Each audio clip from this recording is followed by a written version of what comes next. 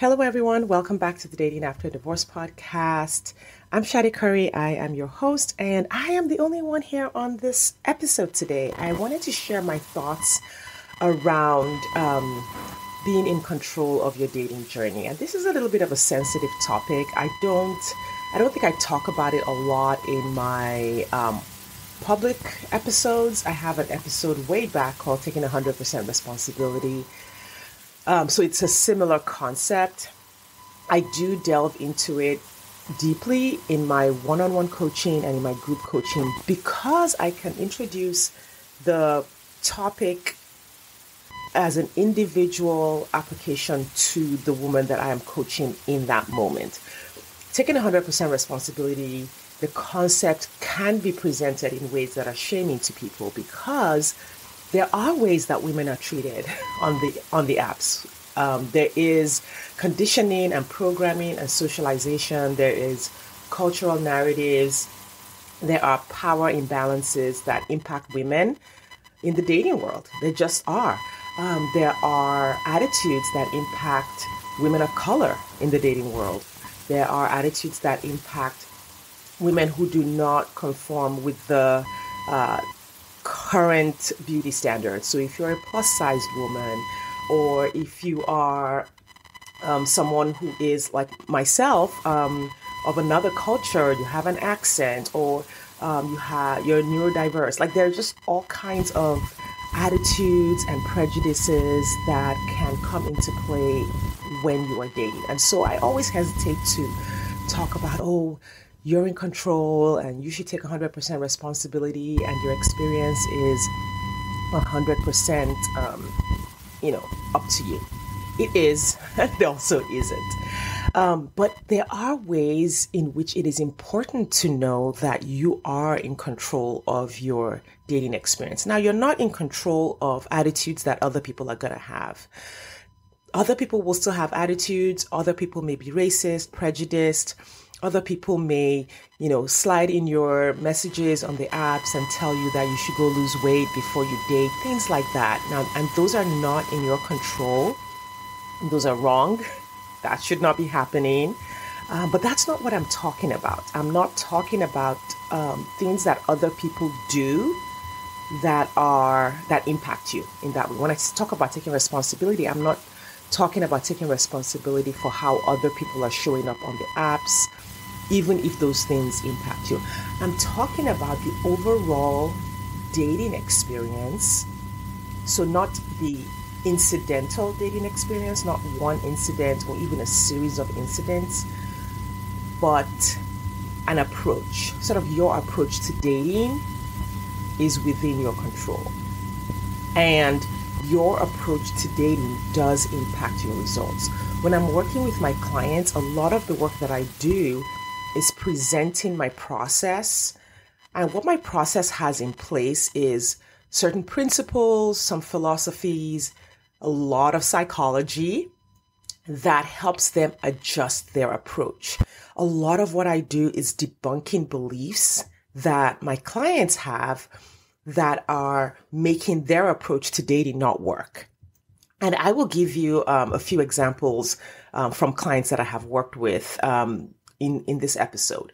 So when I say taking 100% responsibility for your journey, I don't mean that what other people are doing is your fault. That is not your fault. But your overall experience can be within your control if you learn how.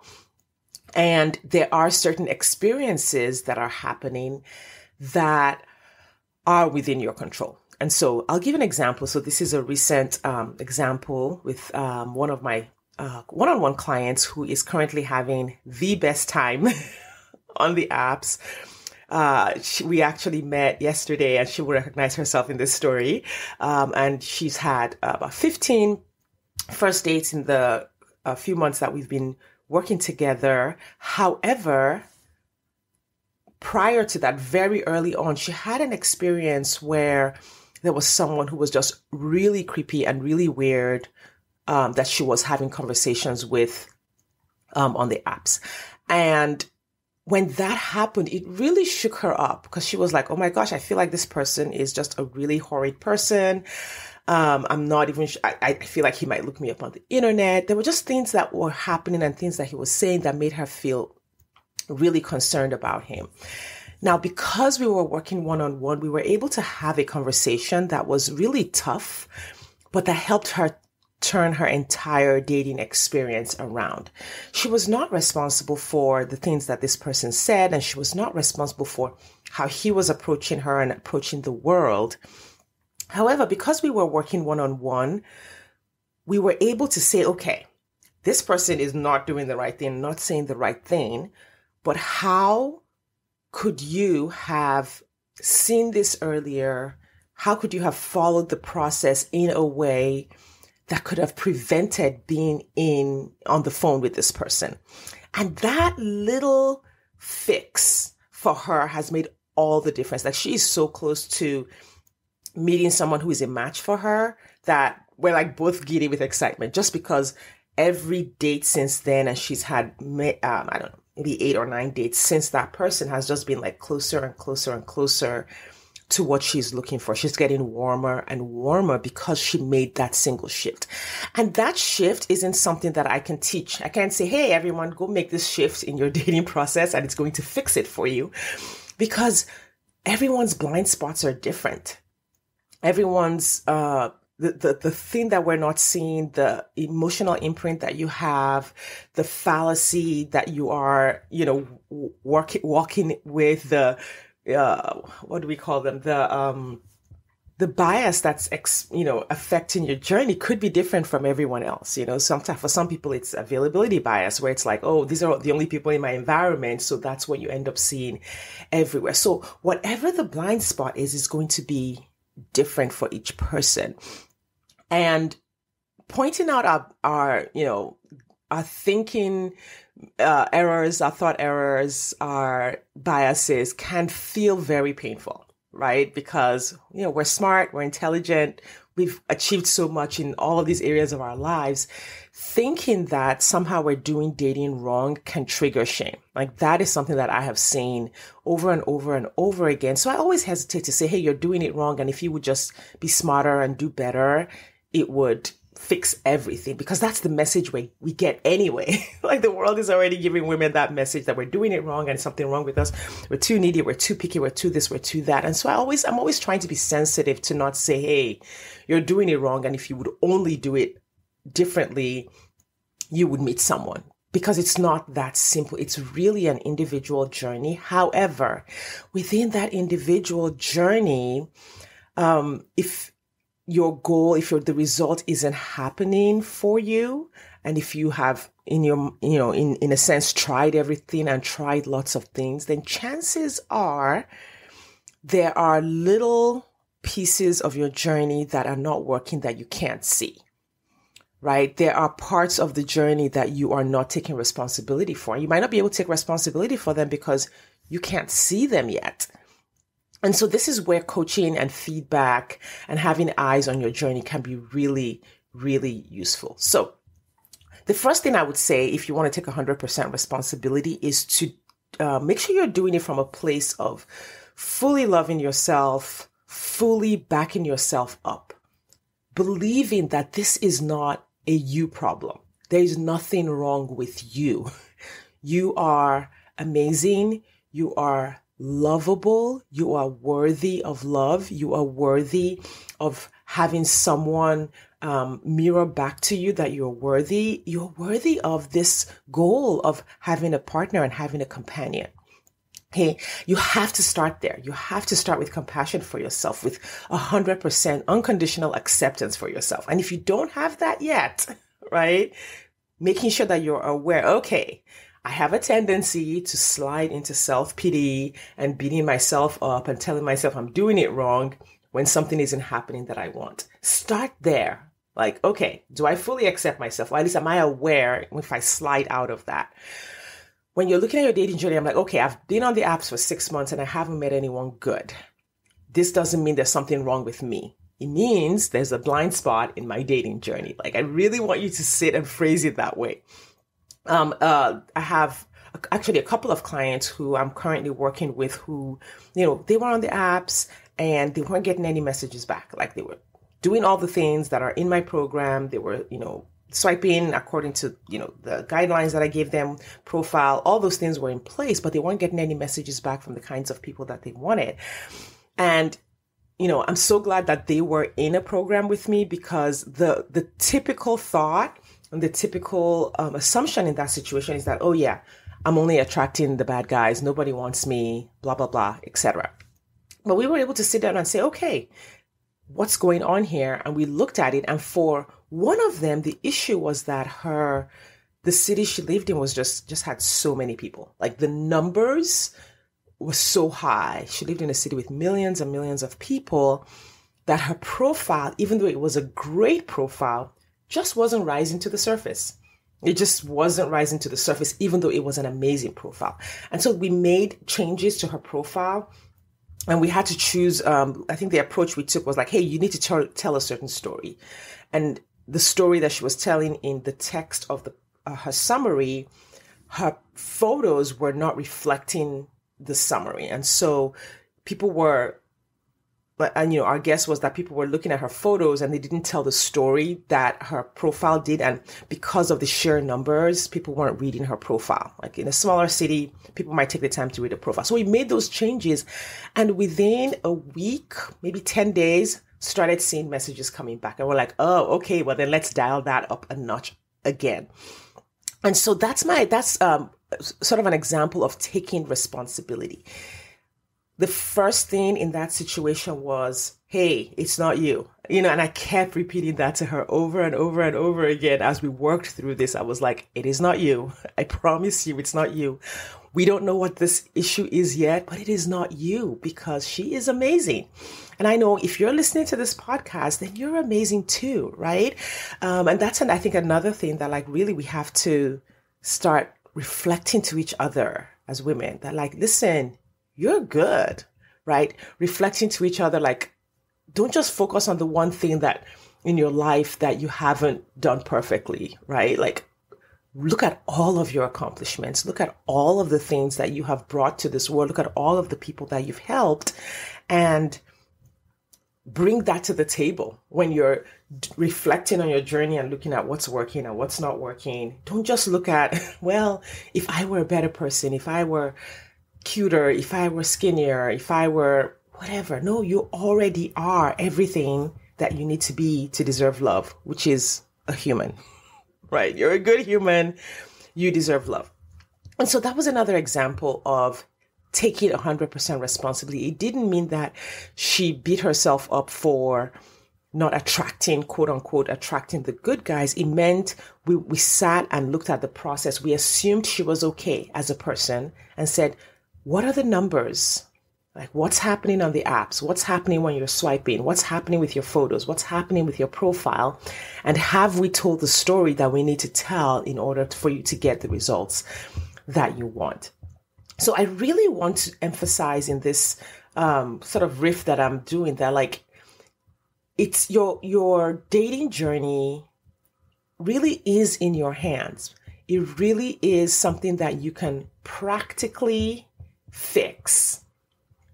But to do it, you first have to fully accept yourself, be in unconditional acceptance before you look at the journey. And then when you start to look at it, stay in the space of its numbers. Stay in the space of its facts. Assume that this process is working for you, and there's just a piece of it or a few pieces of it that you need to fix.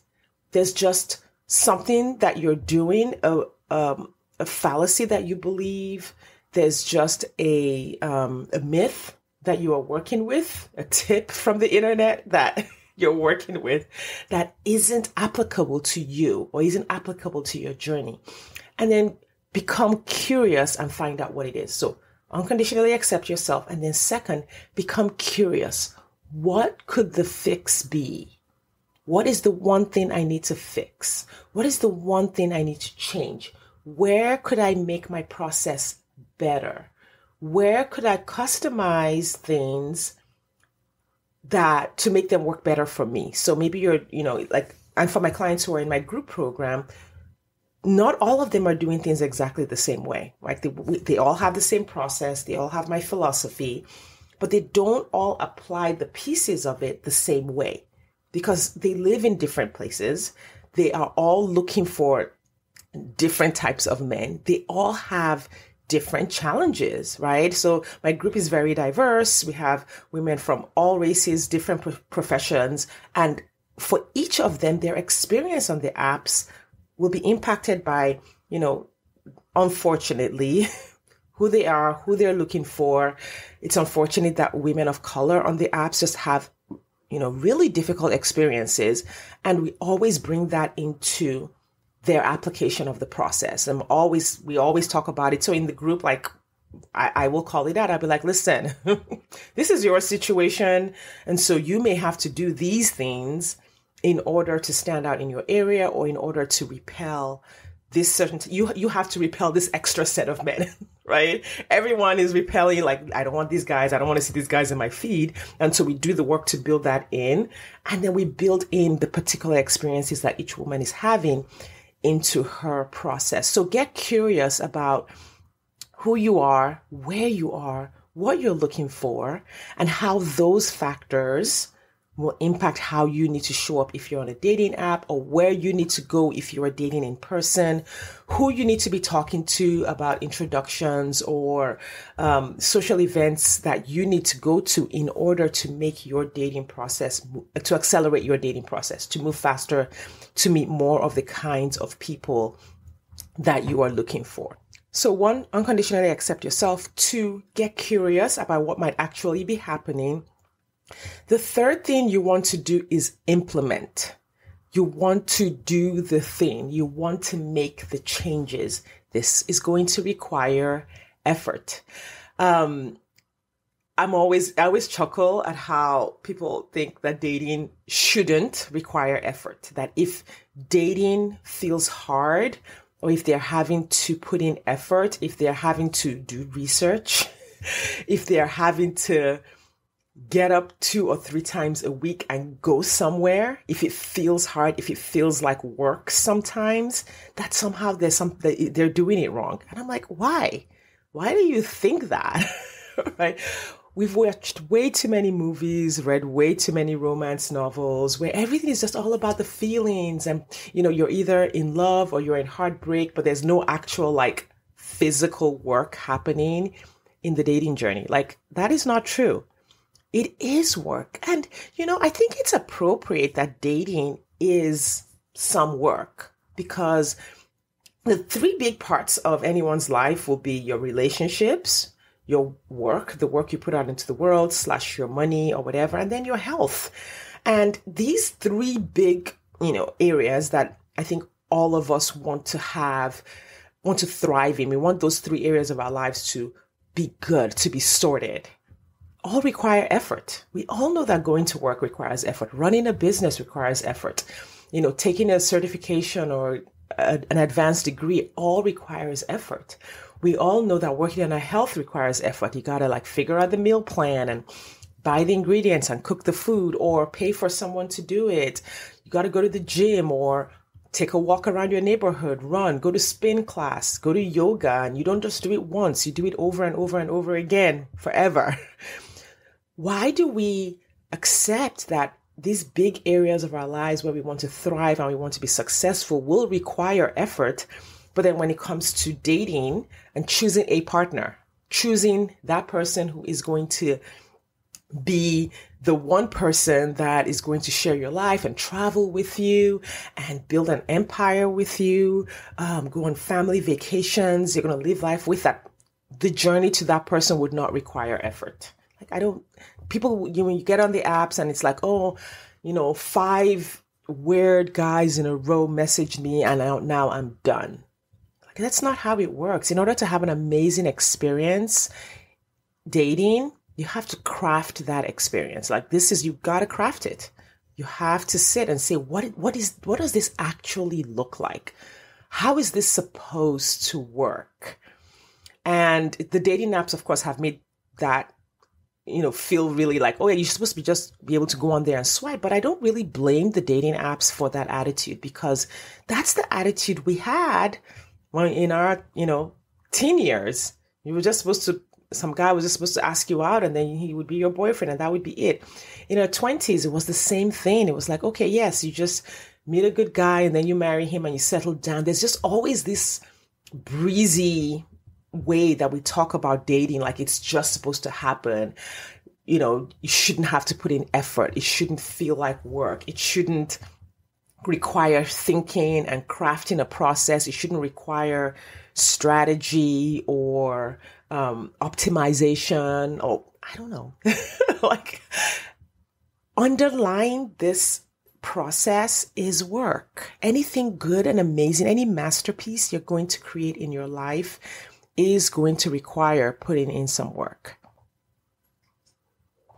Now, ideally, we don't want this work to be backbreaking work. We don't want this work to feel frustrating and defeating. We don't want this work to be unproductive in ways that like you're just doing the work and you're just grinding on the apps and you're just grinding in dating for like years and years and years. No, we don't want that to happen, right? Often I talk to people about how, and if you've listened to a lot of my podcast episodes, guest episodes, you've heard this, where we talk about the work of being in a healthy relationship, because marriage is work, partnership is work. And when you're in a healthy relationship, it's still work, right? You still have to work at communicating with your partner. You have to resolve conflict. You will have ruptures, and you want to be able to repair those ruptures. You have to do the work of talking to each other about how are we going to do the chores, how are we going to split this up, how are we going to create the relationship that we want. So there is work, even in a healthy relationship, but that work is different from the work of living with an abusive partner, because that is like crazy work. That is unproductive work.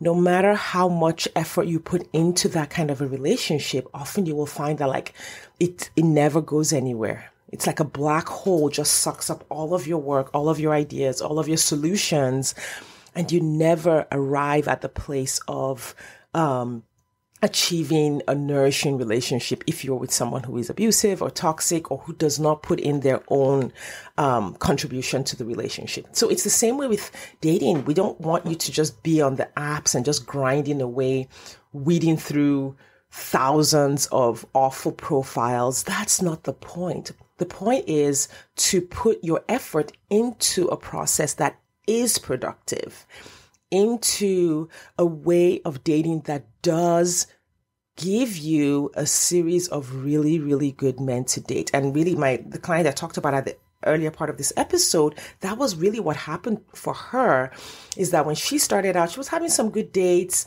and then she had a few that were like, oh my God, these guys are really, really bad. And at first she felt like she was doing something wrong. Like the implication was that she was doing something wrong. And that really triggered, some challenging emotions for her. And, we were able to slow things down. Like a lot of my coaching calls would be like, okay, we need to pause in this moment. You did this, or you said this, what was going on there? And we go deeper so that we can hit the root cause and shift it forever. So for her, we were like, okay, this guy, you ended up having multiple conversations with this guy. What happened here? And we dug deep and realized that, okay, when she was swiping, and she was doing her swiping great, really according to all the guidelines that I have for my clients, we have a funnel. I give them a funnel. I'm like, okay, when you're at this stage, this is what you swipe on. At this stage, you qualify them here. And so she was doing all of that, but she had this little blind spot where if a guy was very attractive, if he was like her type, she would slide out of the guidelines that we had agreed on and give that guy more chances. So even though this guy was showing signs of being not a good guy, she was sort of giving him more chances because of how attractive he was, right? So she was doing the work, but because we had these guardrails in place for saying, okay, when we're doing the work, we're not just allowing all kinds of weirdo guys to be in our queue. We have this process for eliminating them and eliminating them from even coming in. When she applied that, and that was effort, when she applied, that guideline over and over again, that work was productive, right? So like when she's swiping and she's checking her list and checking her guidelines and being like, okay, swipe on this guy, don't swipe on that guy, swipe on this guy, send this message, send that message. That is effort, right? Get up and go and meet 2 or 3 people every week. That is a lot of effort. However, because she has my process for dating, that effort is productive for her. And so I never want to give the impression that dating isn't work, or that if dating feels challenging for you, that there's something wrong with the input of investment of effort and time and money, paying for the apps or going to an event or paying for a speed dating event. I never want to make you feel like that investment is wrong, like you're wrong for having had to make that investment. However, my goal is to help you make the investment in ways that are actually productive, in ways that actually get you to the end goal of meeting your partner in less than a year. Like I 100% believe that anyone can meet someone who is right for them in less than a year. Women who work with me typically will meet someone within 4 to 6 months. Like that's just well, I don't know if that's the average, but like that's the average time. If there are no extra variables that we have to work with, it's usually right around 4 months for the people who are moving the fastest, right around 6 months for those who are moving at more of the regular pace for my clients. And so I know anyone can meet someone in a year, right? But the effort is going to be required. So again, just going over how to take 100% responsibility for your dating journey, for your dating experience. 1, it's not you. Unconditionally accept yourself. 2, get curious about what's really happening. Is it the numbers? Is it your area? Is it something in your profile? Is it the way you are engaging men? Are you not qualifying them the way you need to qualify them? And you know what's interesting? Even my clients would be like, well, I'm qualifying them. And I'll be like, okay, screen share your app for me. Let me see what you're telling these guys. And it's amazing how I will go through their messages and say, okay, so here, you didn't ask him about his work. Like, what was going on there? Why didn't you simply ask the qualifying question and then ask some follow-up questions there?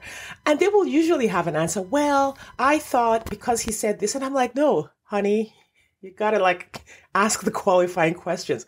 You got to apply the process over and over again. Like, you got to follow the process, And so that is always amusing to me where, people will tell me like, well, this part didn't work. I'm like, yeah, but did you apply it exactly the way you were supposed to?